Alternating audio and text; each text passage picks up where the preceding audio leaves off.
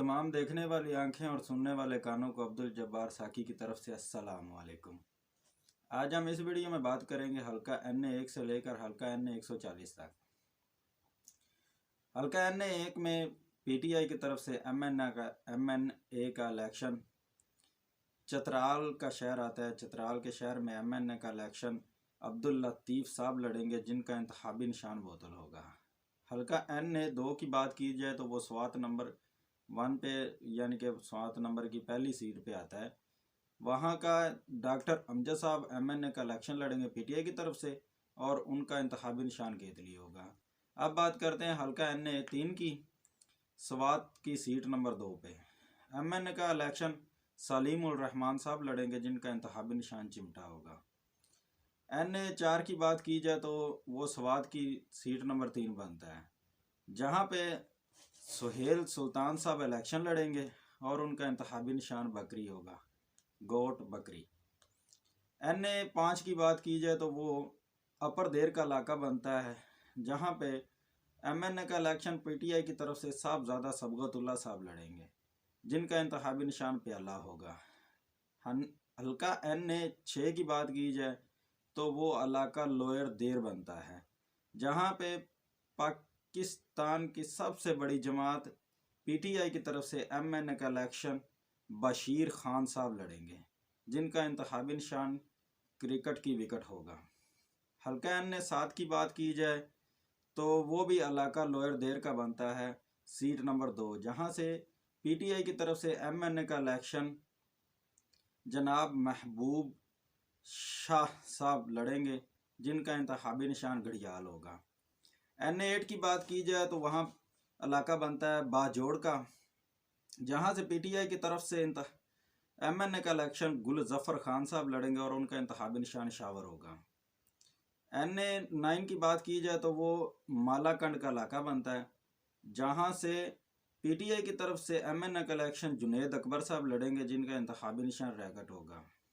NA10 की बात की जाए तो ये इलाका बोनीर का बनता है, जहाँ पे पाकिस्तान के इस टाइम PTI के जो चेयरमैन हैं जनाब बैरिस्टर गौहर अली खान साहब, वो इलेक्शन लड़ेंगे और उनका इंतखाबी निशान केतली होगा, जो कि इलेक्शन कमीशन की तरफ से उनको अलाट किया गया है।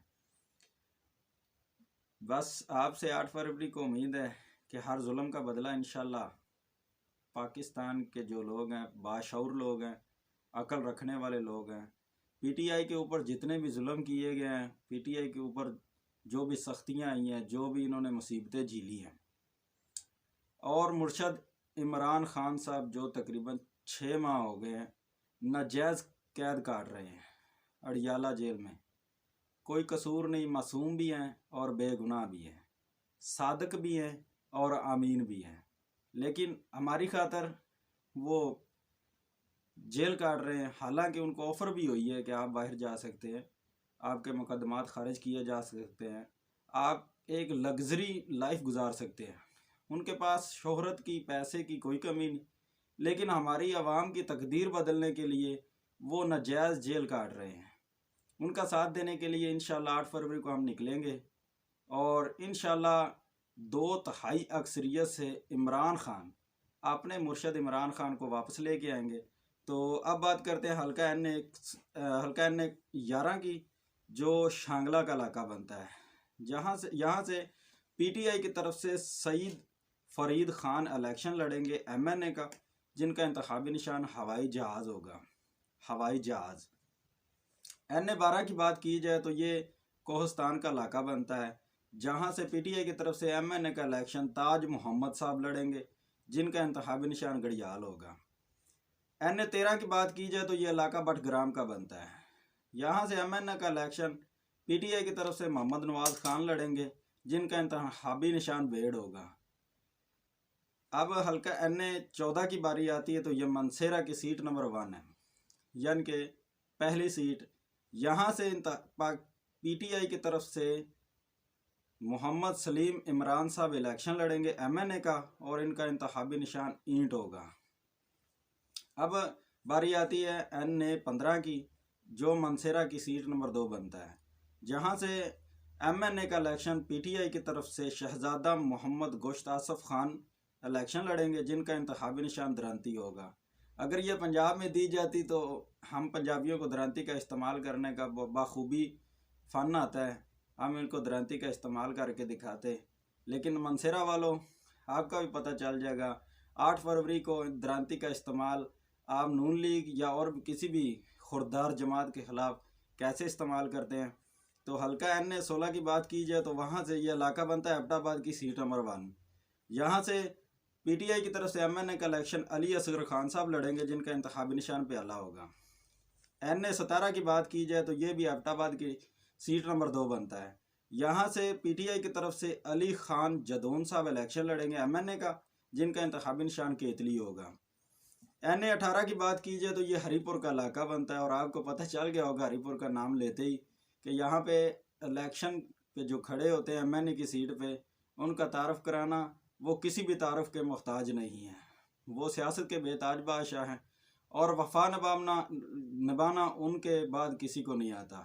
انہوں نے وفا نبھا کے پی ٹی آئی کے سردار عمران خان نیازی صاحب کے ساتھ وفا نبھا کے ہمارا دل جیتا ہے، اور ان کا نام ہے جی عمر ایوب خان، اور ان کا انتخابی نشان لیپ ٹاپ ہوگا۔ این اے 19 کی بات کی جائے تو یہ سوابی کی سیٹ نمبر 1 ہے۔ یہاں سے پی ٹی آئی کی طرف سے ایم این اے کا الیکشن اسد کیسر صاحب لڑیں گے جو پچھلی دفعہ ہمارے جناب سپیکر بھی رہ چکے ہیں اور سیاست میں بہت اعلیٰ مقام رکھتے ہیں، اور وفا میں بھی اعلیٰ مقام رکھتے ہیں۔ پرویز خٹک صاحب تو ہمارا ساتھ چھوڑ گئے ہیں اپنے وزن کے برابر، اور انہوں نے وفا نبھائی ہے اور مصیبتیں بھی جھی لی ہیں اور بہت کچھ جھیلا ہے، بتانے کے قابل نہیں ہے، پتہ ہے آپ کو۔ ان کا انتخابی نشان ویل چیئر ہوگا۔ این اے 20 کی بات کی جائے تو یہ سوابی کی سیٹ نمبر 2 بنتا ہے۔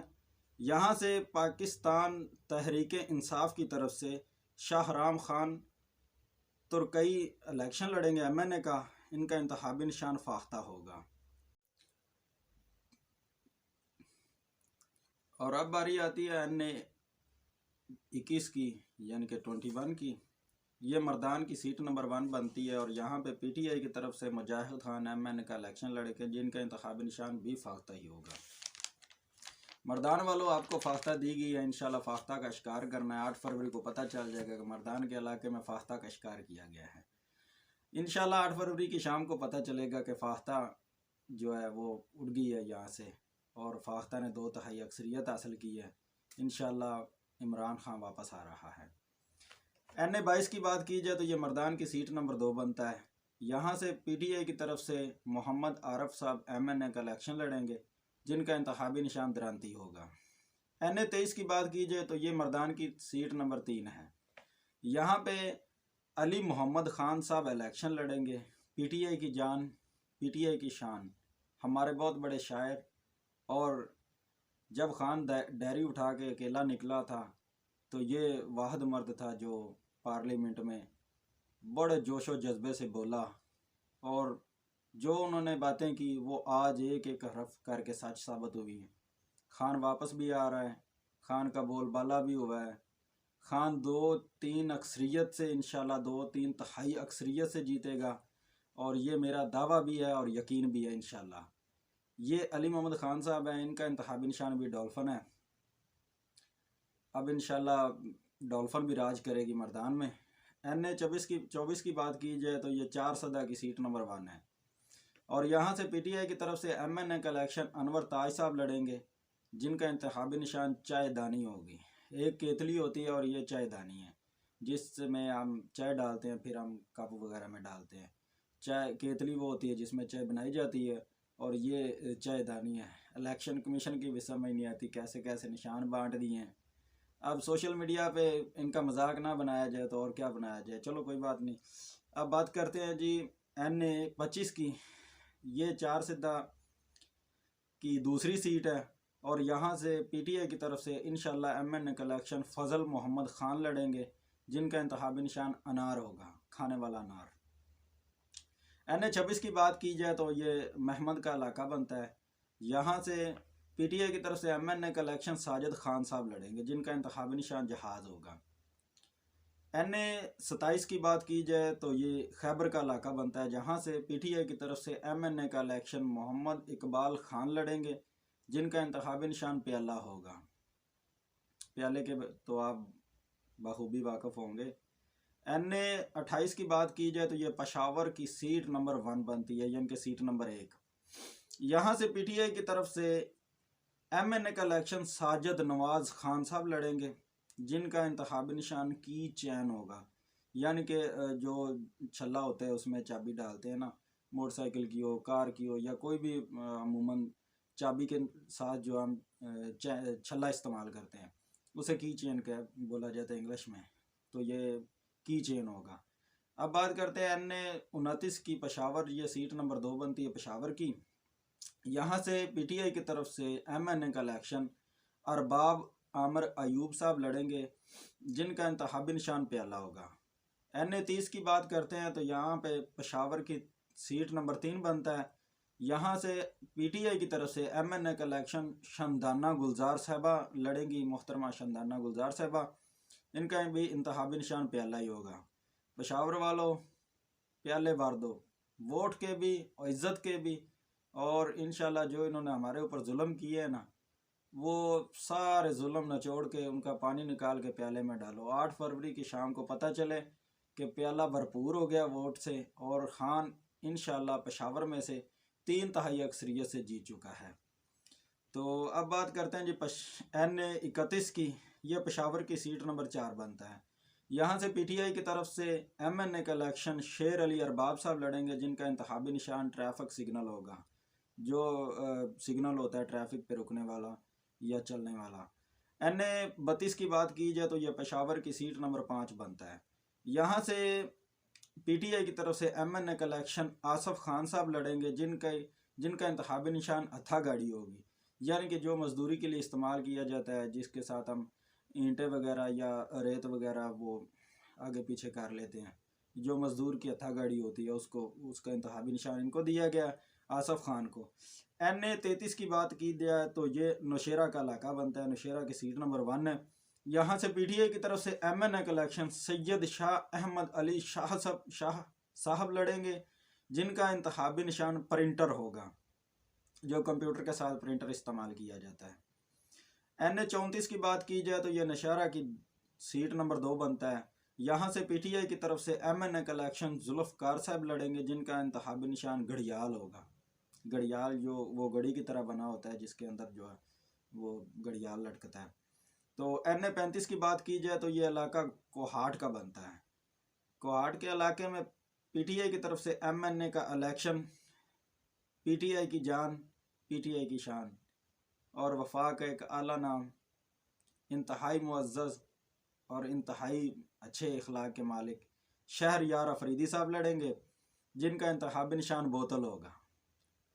بوتل بھی بھرنی ہے انشاءاللہ ووٹوں سے، یہاں سے امید ہے انشاءاللہ خان 1/4 اکثریت سے الیکشن جیتے گا۔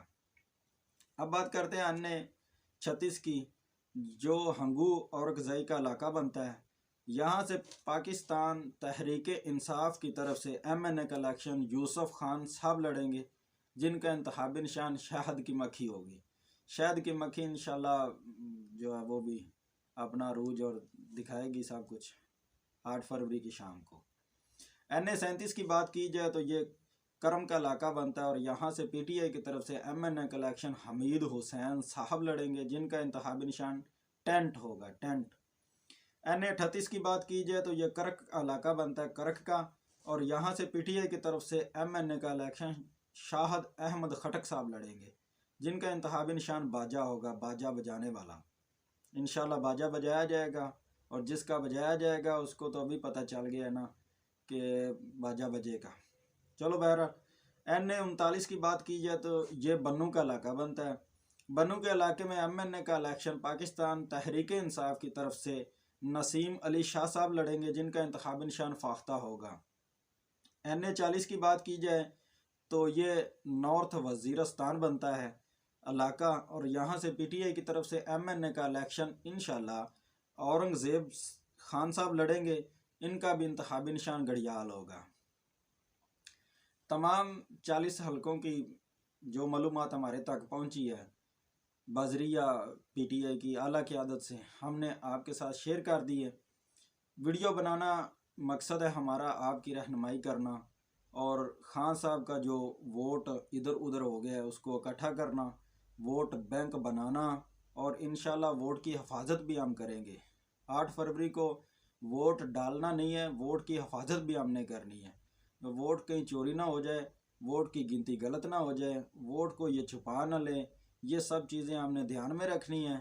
اور اس طرح کی مزید ویڈیو حاصل کرنے کے لیے اور دیکھنے کے لیے ہمارے YouTube چینل کو سبسکرائب کریں اور بیل آئیکن کو پریس کر دیں، تاکہ ہمارے آنے والی تمام ویڈیو بر وقت آپ تک موصول ہوتی رہیں۔